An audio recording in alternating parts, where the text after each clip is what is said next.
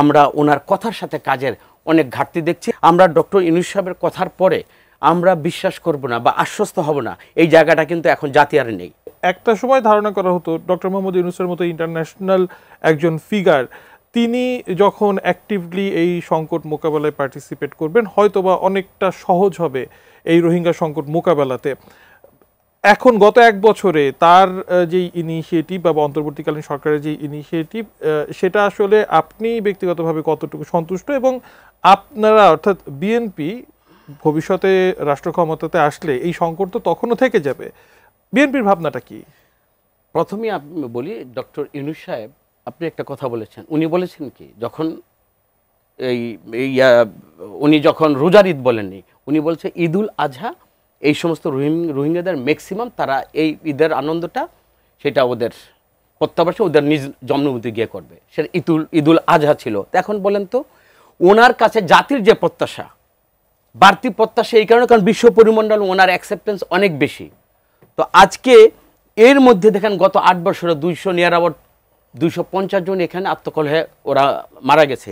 এইখানের মধ্যে drug dealings এখানে প্রচণ্ডভাবে এই বার্মার বর্ডার দিয়ে আসতেছে, অস্ত্র আসতেছে, আমার দেশটা তো পুরো স্টেবল।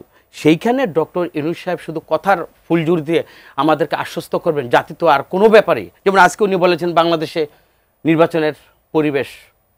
আসলেই আমরা ডক্টর ইউনূস সাহেবের কথার পরে আমরা বিশ্বাস করব না বা আশ্বস্ত হব না, এই জায়গাটা কিন্তু এখন জাতি আর নেই।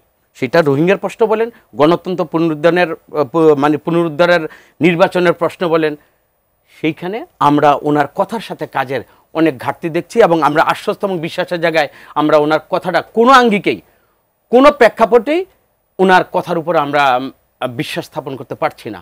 উনি যেটা করে দেখাবে সেটা বলার মধ্যে দিয়ে তো আমরা কেন এটা আমরা নির্বাচন নিয়েও তো আজকে বলেন যে নির্বাচনের একটা প্রক্রিয়াতে ঢুকে গেছি, ফেব্রুয়ারিতে নির্বাচন হবে, সেটাতেও আস্থা রাখতে পারছেন না। না, তাহলে দেখেন নির্বাচন হবে কিনা, যেরকম উনি বলে যাচ্ছেন, তাহলে ওনার যে উপদেষ্টারা বলতেছেন সরকারের মধ্যে একটা সরকার, এই যে দ্বিধাদ্বন্দ্ব তো ওনার পর্ষদের মধ্যে তো সবাই কনফিউজড করে দিচ্ছে। আমরা ওনার কথা বিশ্বাসই করতে চাই, কিন্তু পাশাপাশি দেখেন জনশ্রুতি আছে ডক্টর ইউনূস ইলেকশন করে দিতে পারবে না।